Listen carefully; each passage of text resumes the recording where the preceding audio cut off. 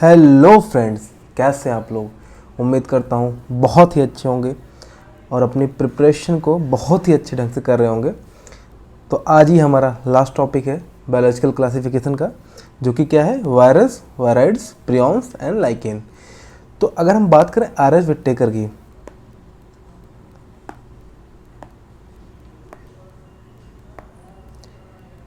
तो आर.एच. विट्टेकर के क्लासिफिकेशन में इन्होंने टोटल क्या लिया, मोनेरा लिया, प्रोटिस्टा लिया, प्लांट लिया, एनिमल लिया और फंजाई को लिया। बट इनकी कहीं भी कोई जिक्र नहीं है। वायरस, वायराइड्स और प्रियॉन्स को आर.एच. विट्टेकर के क्लासिफिकेशन में नहीं रखा गया। तो कुछ तो ऐसे फीचर्स होंगे जिसकी वजह से इनको क्लासिफिकेशन से अलग किया गया। आज उन्हीं क्वेश्चनों पे हम डिस्कस करेंगे और एनसीईआरटी के जो क्वेश्चन है आज वो आज हम निपटा देंगे और साथ ही साथ हमारा ये चैप्टर आज कंप्लीट हो जाएगा। चलिए पहला क्वेश्चन देखते हैं। Virus did not find a place in the classification since. देखिए पहला ही क्वेश्चन यही है कि वायरस को क्लासिफिकेशन में कोई जगह नहीं दी गई, क्यों। तो पहला हमारा क्या है, they are not true living. पहला तो ये है कि वो ट्रू लिविंग ही नहीं है। They are the obligate parasite, they are the cellular, and fourth क्या है, they are the hyper parasite. तो एनसीईआरटी ये कहती है कि अगर किसी को क्लासिफिकेशन के अंदर हमको रखना है तो एटलीस्ट उसके पास सेलुलर नेचर तो होना चाहिए। बट हमारे अगर बात करते हैं वायरस की, वायराइड्स की, तो क्या है, ये कंप्लीट सेल भी नहीं है। तो इनको हम क्या करते हैं, इनको हम ट्रू लिविंग ही नहीं मानते हैं। तो they are the not true living. ये ट्रू लिविंग क्यों, क्योंकि अगर हम वायरस की बात करें तो सिर्फ क्या है, प्रोटीन है और उसका जेनेटिक मटेरियल हो जाता है, एक कंप्लीट सेल ही नहीं है।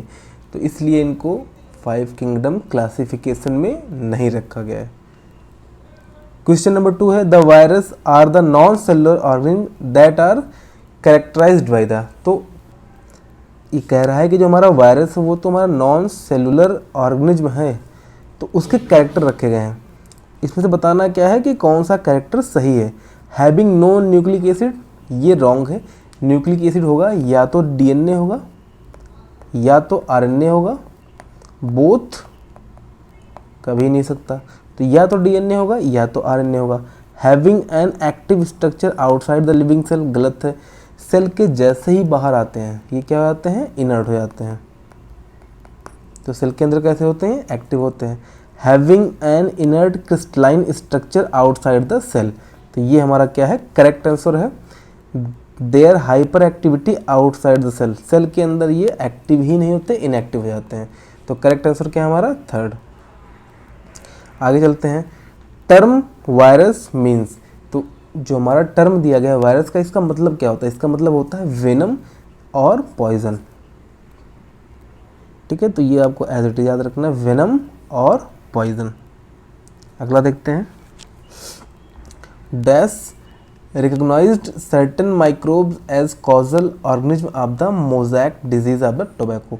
तो ऐसे कौन से साइंटिस्ट थे जिन्होंने सबसे पहले रिकॉग्नाइज किया था कि कुछ ऐसे ऑर्गेनिज्म हैं, माइक्रोब्स हैं, जो कि क्या करते हैं, मोज़ैक डिजीज कॉज कर रहे हैं टोबैको के अंदर।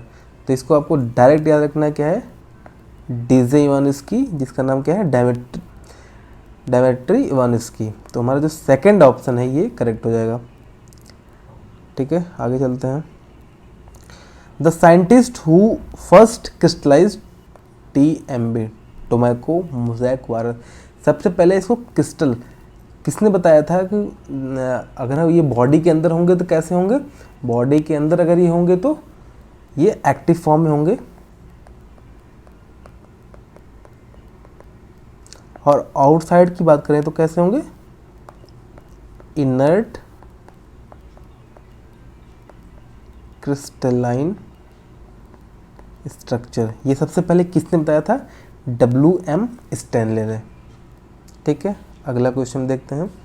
The concept of the कंटाजिनम वेबम fluidum, ये एक साइंटिस्ट थे हमारे, कौन है, MW बीजरनिक। MW बीजरनिक ने क्या किया, देखिए उन्होंने सबसे पहले एक प्लांट लिया, ये हमारा क्या था, इन्फेक्टेड प्लांट था, उसको क्रश कर लिया और उसका जो एक्सट्रैक्ट निकल के आया उसको क्या किया उन्होंने, एक हेल्दी प्लांट पे डाल दिया। ठीक है, और कुछ दिनों के बाद उन्होंने क्या देखा कि जो हमारा हेल्दी प्लांट था वो भी कैसा हो गया, इन्फेक्टेड हो गया। इसी को उन्होंने बोला कंटाजिनम विवम फ्लूइडम, मतलब अगर किसी भी इन्फेक्टेड प्लांट से निकाला हुआ फ्लूइड अगर हम किसी हेल्दी प्लांट के ऊपर डाल देते हैं तो हेल्दी प्लांट भी हमारा क्या होता है, इन्फेक्ट हो जाता है। तो ये किसने किया था, M.W. बेजरनिक ने।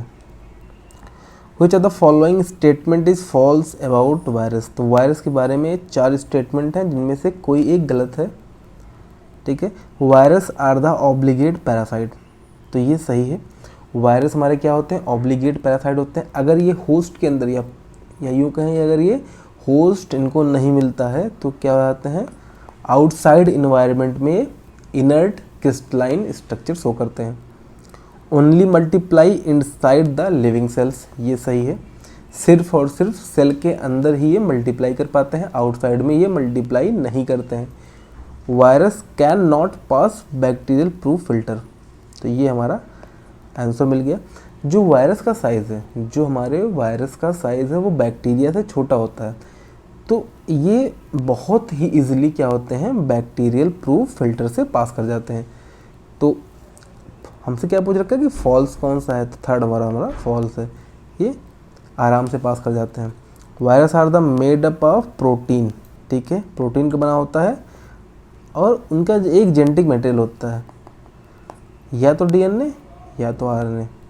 तो फर्स्ट, सेकंड एंड फोर्थ हमारा सही है, थर्ड हमारा जो है रॉन्ग है। Which is the infectious component of the virus, तो वायरस का इन्फेक्शियस कंपोनेंट क्या है, तो अभी हम पीछे देख के आ रहे हैं कि जो हमारा वायरस होता है किसके बना होता है, प्रोटीन का, और उसके अंदर क्या होता है, DNA या RNA, जिसको हम बोलते हैं जेनेटिक मटेरियल। और जो हमारा जेनेटिक मटेरियल होता है यही हमारा क्या होता है, इन्फेक्शियस होता है। आगे चलते हैं। अब ये एक मल्टीपल स्टेटमेंट ऑप्शन है जिसमें से एक से ज़्यादा स्टेटमेंट सही हैं, लास्ट में हमको बताना है कौन सा सही है। In general virus that infect plant have single stranded RNA, तो जो सबसे पहला स्टेटमेंट क्या है कि जो वायरस प्लांट को इन्फेक्ट करते हैं उनका अगर हम जेनेटिक मटेरियल की स्टडी करें तो मैक्सिमम हमको क्या मिलेगा, कैसे होते हैं, सिंगल स्ट्रैंडेड RNA। NCERT ने भी एक एग्जांपल दे रखा है, TMV,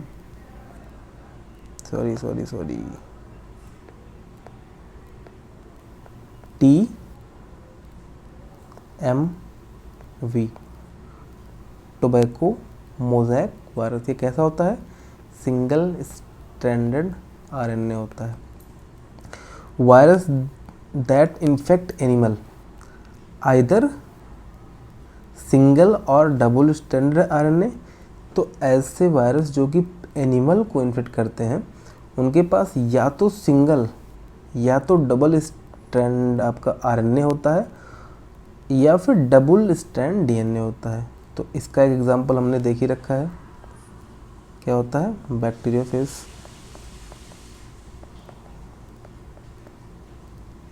इसका मतलब हमारा सेकंड ऑप्शन भी सही है, तो फर्स्ट सही है, सेकंड भी सही है, थर्ड देखते हैं। Bacteriophage are usually double stranded RNA, ये हमारा गलत हो गया क्योंकि बैक्टीरियोफेज के अंदर डबल स्ट्रैंडेड DNA होता है। AIDS in the human cause by the virus, ये स्टेटमेंट सही है, ये तो हर कोई जानता है कौन सा वायरस है, HIV। There is no symptom in plant infected by the virus, ये भी आप गलत है। अब प्लांट के अंदर जब वायरल का इन्फेक्शन होता है तो क्या होता है, लीफ कर्लिंग हो जाती है, लीफ रोलिंग स्टार्ट हो जाती है। तो क्या होता है, लीफ कर्ल होना, ऐसे से लीफ हमारी कर्ल होना, लीफ रोल होना, ठीक है। तो इस टाइप के जो है उसके अंदर सिम्टम्स आपको दिखेंगे। NCERT में 4-5 ऐसे लिख रखी लाइनों से, उसको आप देख लीजिएगा। तो फर्स्ट, सेकेंड एंड फिफ्थ, क्या नहीं, सॉरी फिफ्थ तो हमारा गलत है, तो फर्स्ट, सेकेंड एंड फोर्थ, तो सेकेंड ऑप्शन हमारा करेक्ट हो गया, ठीक है। The protein of virus is called. ठीक है, अब देखिए जो हमारा ये हमारा है वायरस, इसके पास एक है प्रोटीन, दूसरा क्या है जेनेटिक मटेरियल, जो कि आइदर डीएनए और आरएनए हो सकता है। अब प्रोटीन जो होता है उसको हम बोलते हैं कैप्सिड,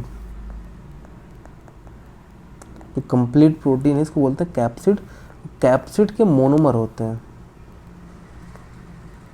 जिसको बोलते हैं हम कैप्सोमर। ठीक है, तो प्रोटीन पूछ रखा है तो क्या हो जाएगा कैप्सिड। अगर ये हमसे पूछ रखा होता कि मोनोमर क्या है तो कैप्सोमेर हो जाता। ये देखिए the sub unit of the capsid is called capsomer. ठीक है, अब ये हमारा जो क्वेश्चन है, in 1971 T O Diener discovered a new infectious agent that was smaller than the virus. तो पहला क्या है कि वायरस से भी स्मॉलर है। ठीक है, आपको यहाँ से ये याद रखना है कि किसने ये किया था, टीओ डिनर ने। It is free RNA. Okay, it cause potato spindle tuber disease. ठीक है, molecular weight of the RNA is the low. तो ये 4 स्टेटमेंट आपको बहुत ही अच्छे से याद होना चाहिए। ये चारों एनसीईआरटी से उठाए हुए स्टेटमेंट है। तो the above statement are assigned to the. अब अगर हम बात करें तो सबसे बड़ा, अगर हम बात करें कंपैरेटिवली तो बैक्टीरिया बड़ा होता है। बैक्टीरिया से छोटा हमारा वायरस आया, और वायरस से भी छोटा अगर बात करें तो हमारा क्या आता है वायरॉइड्स, वायराइड्स प्रियॉन्स। तो वायराइड जो हमारा होता है ये वायरस से भी छोटा होता है। तो वायराइड्स के लिए ये चारों स्टेटमेंट आपको याद होना चाहिए। और मोस्ट इम्पॉर्टेंट स्टेटमेंट बात करें तो ये वाला, क्योंकि कई बार यहाँ पे क्या होता है लो और हाई के साथ गेम हो जाता है।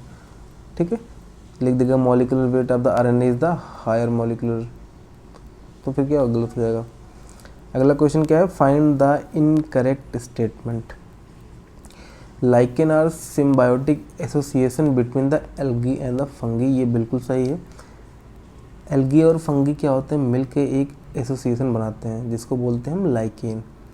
The algal component is mycobiont and the fungal component is the phycobiont. ये स्टेटमेंट आपका रॉन्ग है। जो एल्गल का कंपोनेंट है, ऐसे याद रखिएगा कि एल्गी क्या करता है फोटोसिंथेसिस, तो फोटो होगा तो फाइको, तो पी और पी से आपको हो जाएगा कि जो हमारा एल्गल कंपोनेंट है वो हमारा फाइकोबायंट है, और जो हमारा फंगल कंपोनेंट है वो क्या है माइकोबायंट है। तो हमको हमारा मिल चुका है इनकरेक्ट स्टेटमेंट। आगे देख लेते हैं, algae prepare food for the fungi. अब ये सिम्बायोसिस में है, मतलब एसोसिएशन शो कर रहे हैं। तो जब ये एसोसिएशन शो करेंगे तो एसोसिएशन कैसे होता है, हमेशा एक तरफा नहीं दोनों तरफा होता है। एल्गी भी कुछ अपना पार्ट क्या करेगा प्ले करेगा, और फंगी भी अपना कोई पार्ट प्ले करेगा। एल्गी का काम क्या दे दिया गया कि एल्गी को दे दिया गया कि तुम फूड प्रिपेयर करो, और फंगी ने कहा कि ठीक है तुम फूड बनाओगे तो मैं तुमको शेल्टर प्रोवाइड करूँगा और मिनरल्स और न्यूट्रिएंट को एब्जॉर्ब करके तुमको दूंगा। किस लिए, ताकि तुम फूड प्रिपेयर कर सको। ठीक है, तो फर्स्ट स्टेटमेंट सही है। सेकंड में गलती कहाँ हुई, एक वर्ड को आगे पीछे कर दिया गया है। ठीक है, अभी एनसीईआरटी पे देख लेते हैं। ठीक है, ठीक है, यहाँ तक हो चुका था। अब थोड़ा सा किंगडम प्लांट के बारे में देख लेते हैं। आगे हमारा पूरा चैप्टर है। तो किंगडम प्लांट के अंदर क्या किया गया है कि ऑल यूकेरियोटिक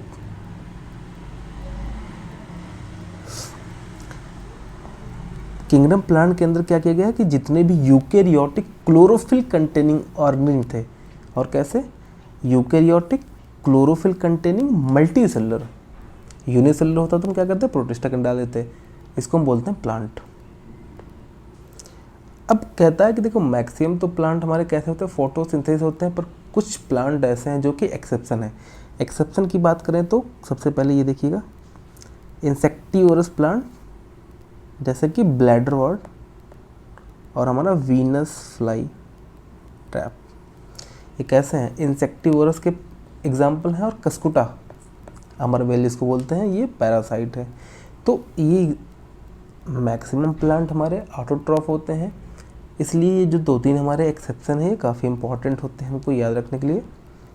तो मैं कर देता हूँ कौन कौन सा, bladderwort, Venus flytrap, cuscuta. अब इनका जो वॉल होता है सेलुलोज का बना होता है, ये तो सबको ही पता है। और इनके पास क्या होता है, प्रोमिनेंट क्लोरोप्लास्ट। इनके अंदर क्या, एल्गी, ब्रायोफाइट, टेरिडोफाइट, जिम्नोस और एंजियो, ये पूरा का पूरा भी अगला पूरा चैप्टर है। एक बहुत इंपॉर्टेंट चीज़ होती है अल्टरनेशन ऑफ जनरेशन। ये होता क्या है, इसको जानने के लिए हम क्या करते हैं,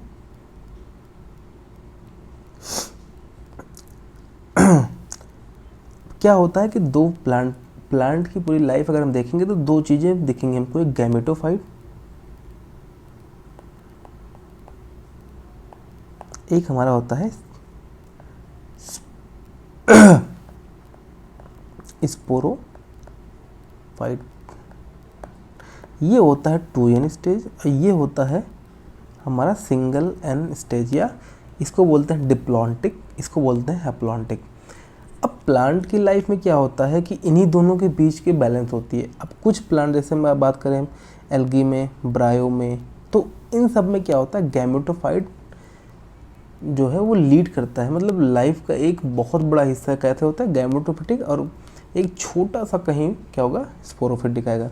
बट जैसे ही आगे बढ़ोगे जिम्नो, एंजियो, वहाँ पे स्पोरोफाइट जो होता है वो लीड करता है, और गैमेटोफिटिक जो होता है वहाँ पे बहुत शॉर्ट टाइम के लिए आता है। तो हर एक प्लांट क्या करता है अपनी लाइफ में ये दोनों फेज शो कर रहा है, इसी को बोलते हैं हम दिस फिनोमिना अब is called alternation of generation. आओ पढ़ के देखते हैं। Life cycle of plant has 2 distinct phase, एक तो डिप्लॉयड हो गया और एक हमारा क्या हो गया, हैप्लॉयड हो गया। That alternate with each other, मैंने बताया ना कुछ टाइम के लिए गैमेटोफाइट होता है और बाकी स्पोरोफाइट होता है, ऐसे जो कि स्पोरोफिटिक टाइप के होते हैं। और जिनकी जो होती है गैमेटोफिटिक होती है, जैसे ब्रायोफाइट्स, टेडो, इनमें क्या होगा, गैमेटोफिटिक एक मेजर पोर्शन में होगा, स्पोरोफिटिक कब आएगा, जैसे फ्यूज़न हो गया, मेल गैमेट फीमेल गैमेट का फ्यूज़न हुआ तो क्या बन जाता है, एम्ब्रियो, और उस फेज को हम बोलते हैं स्पोरोफिटिक फेज, जिसको 2n फेज बोलते हैं। तो ये जो दोनों फेज होते हैं ना, एक दूसरे में आपस में क्या होते हैं, अल्टरनेट होते रहते हैं, इसको ही बोलते हैं अल्टरनेशन ऑफ जनरेशन। ये अच्छा टॉपिक है, क्वेश्चन इस पे आता है। अभी तो चैप्टर 3 में पीछे एक पूरा एक पेज का पूरा दे रखा था, बट अभी तो एनसीईआरटी ने हटा दिया है इसको। एनिमल किंगडम बात करें तो जो एनिमल किंगडम है कैसे होते हैं, हेट्रोट्रॉफिक, यूकैरियोटिक सबसे पहला इनका है, और मल्टी सेलुलर, सेल वॉल होगी नहीं इनके अंदर, और ये डायरेक्टली या इनडायरेक्टली डिपेंड होंगे किसके ऊपर, प्लांट के ऊपर अपने फूड के लिए। इसमें कुछ पॉइंट्स हैं कि ये जो स्टोर करते हैं कैसे करते हैं, ग्लाइकोजन के फॉर्म में या फैट के फॉर्म में, और ये बहुत ही डेफिनेट ग्रोथ पैटर्न को फॉलो करते हैं। अब यहाँ से आते हैं हमारा जो virus, viroids, prions and lichen. अब 5 किंगडम क्लासिफिकेशन दिया गया है विटेकर का, जिसमें कोई भी मेंशन नहीं किया गया कि लाइकेन या कुछ ऐसे ए सेलुलर ऑर्गेनिज्म जैसे वायरस, वायराइड्स, प्रियॉन्स के बारे में कोई भी मेंशन ही नहीं है। These are the briefly introduce here, इनके बारे में थोड़ा बहुत यहाँ बताया गया है। तो जो हमको कॉमन कोल्ड होता है, जैसे हम कॉमन कोल्ड होता है, फ्लू कौन कॉज करता है, वायरस कॉज करता है। तो वायरस, यहाँ देखिए, virus did not find any place in classification since they are not considered truly living. Virus को ट्रूली लिविंग ही नहीं कंसिडर किया गया है, इसलिए इनको 5 किंगडम क्लासिफिकेशन के अंदर कहीं भी कोई भी जगह नहीं दी गई। If we understand living as those organism that have a cell structure, ठीक है। अब यहाँ ये the virus are non cellular organism, virus जो होते हैं हमारे कैसे हैं, नॉन सेलुलर हैं, और कैरेक्टराइज इसका क्या है, ये बहुत इंपॉर्टेंट है, having an inert crystalline structure outside the body. सारी बॉडी के बाहर, किसी भी बॉडी के बाहर जैसे ही आते हैं ये इनर्ट क्रिस्टलाइन स्ट्रक्चर शो करते हैं। ये देखिए हमारा क्या है, single standard RNA TMV tobacco mosaic virus. और ये हमारा क्या है, बैक्टीरियोफेज। एक बार इसका स्ट्रक्चर आपको अच्छे से देख लीजिएगा, क्योंकि कई बार डायग्राम बेस में पूछा जा सकता है। तो ये हमारा क्या है, ये जो बीड स्ट्रक्चर दिख रहे हैं, ये हमारा क्या है, आरएनए है। और इसको भी क्या बोला था हमने, कैप्सिड। प्रोटीन स्ट्रक्चर को क्या बोलते हैं, कैप्सिड। आगे चलते हैं।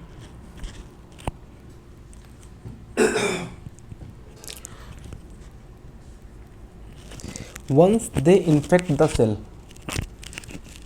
कह रहा है कि जैसे ही वो किसी एक सेल को इन्फेक्ट करते हैं, take over machinery of the host, ये होस्ट की पूरी मशीनरी को टेक ओवर कर लेते हैं, किलिंग द होस्ट, और होस्ट को क्या करते हैं, किल कर देते हैं। अभी देखिए HIV वायरस बहुत ही एक क्या है, डेंजरस वायरस है। बॉडी के अंदर एक बार एंटर कर गया तो फिर कहाँ ही बाहर आता है, फिर क्या होता है, डेथ ही होती है सीधे। हाँ, उनकी इसकी एक्टिविटी को हम थोड़ा स्लो कर सकते हैं, बट प्योरली क्योर नहीं कर सकते। तो अब देखिए, वायरस मीन्स होता क्या है, वेनम या पॉइजनस फ्लूइड। ठीक, दिमित्री इवानोव्स्की, DJ इवानोव्स्की 1892 में क्या किया था, उन्होंने रिकग्नाइज किया था कि कुछ certain microbes as causal organism of the mosaic disease of the tobacco. तो ये बहुत इंपॉर्टेंट लाइन आपकी है। These were found to be smaller than the bacteria, वो क्या होते हैं, बैक्टीरिया से छोटे होते हैं, तो इसलिए बैक्टीरिया प्रूफ जो फिल्टर होते हैं वो पास कर जाते हैं।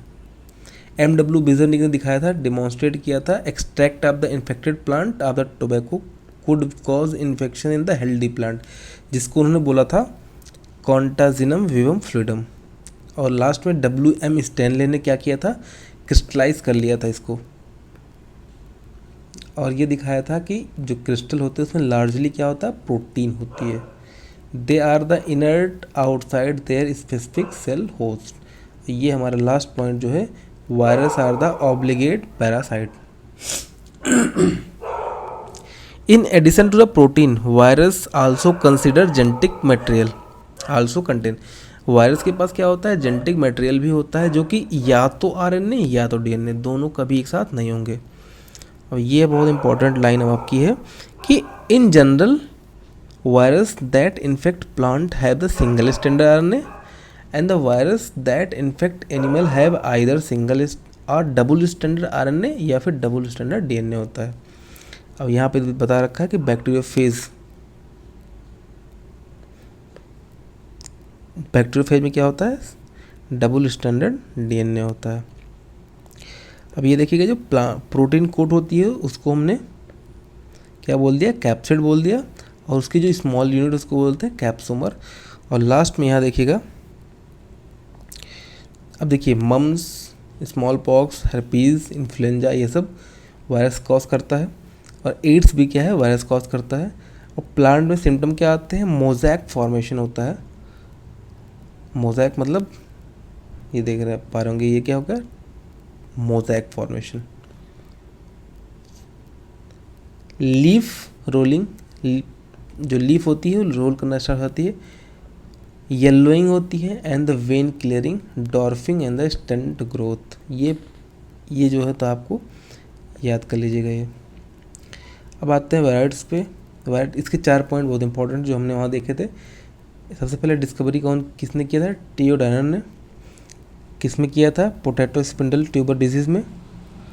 और it found to be the free RNA, और जिसमें RNA का जो मॉलिक्यूलर वेट होता है वो काफ़ी लो होता है। प्रियॉन्स के बारे में हमने कोई क्वेश्चन नहीं लिया था, तो इसको आप अच्छे से देख लीजिए कि प्रियॉन्स जो होते हैं, अभी आजकल के टाइम पे जब जैसे जैसे हिस्ट्री मतलब काफ़ी मॉडर्न मेडिसिन होना स्टार्ट हो गई, तो मेडिसिन ने क्या देखा कि कुछ ऐसे इन्फेक्शियस न्यूरोलॉजिकल डिजीज़ हैं जो कि पाया गया कि इसके अंदर एबनॉर्मल प्रोटीन फोल्ड द्वारा कॉज किया जाता है। इसको बोल दिया गया हमने, इसको बोला हमने प्रियॉन्स। इसका जो साइज होता है वायरस के बराबर होता है। उसका एग्जाम्पल जो आपको याद होना चाहिए कौन सा है, BSE, बोवाइन स्पॉन्जीफॉर्म इंसाइक्लोपैथी, और जिसको बोलते हैं मैड काउ डिजीज़, और CR जैकब डिजीज़ जो होता है ह्यूमन के अंदर। अब आता है लाइकेन में। लाइकेन क्या है, सिम्बायोटिक एसोसिएशन है एल्गी फंगी के बीच में। किसको माइक्रोबायोन्ट किसको फाइकोबायोन्ट बोलते हैं, ये बहुत इंपॉर्टेंट है। एल्गी को हमने बोला था फाइकोबायोन्ट और माइक्रोबायोन्ट हमने बोला था फंजाई को, ठीक है। एल्गी फूड प्रिपेयर करता है फंजाई के लिए, फंजाई क्या करता है, शेल्टर और absorb mineral nutrient and water for the partner, ये अपने पार्टनर को वाटर और मिनरल एब्जॉर्ब करके देता है। So close in their association that if one saw a lichen in nature one would never imagine that they have two different organism. और यहाँ पे एक बहुत ही अच्छी लाइन लिख रखी है कि लाइकेन जो होता है गुड पॉल्यूशन इंडिकेटर होता है, इसलिए ये ऐसी जगह पे कहीं ग्रो ही नहीं करता है जहाँ पे काफ़ी पॉल्यूशन हो। इसका एक बहुत ही अच्छा सा एग्जांपल आप देखेंगे 12th क्लास में जब आप पढ़ेंगे, वहाँ पे एवोल्यूशन के अंदर मौत का एग्जांपल दे रखा है कि बिफोर इंडस्ट्रियलाइजेशन और आफ्टर क्या इफ़ेक्ट आया था मौत के ऊपर, तो वो वहाँ पे देखिएगा, बहुत अच्छा टॉपिक हो। चलिए फिर हमारा ये एक चैप्टर कंप्लीट होता है यहाँ पे। उम्मीद करता हूँ काफ़ी अच्छा लगा होगा पूरा चैप्टर आपको। अब हम शुरू करने जा रहे हैं अगला चैप्टर अपना प्लांट किंगडम। तो थैंक यू सो मच।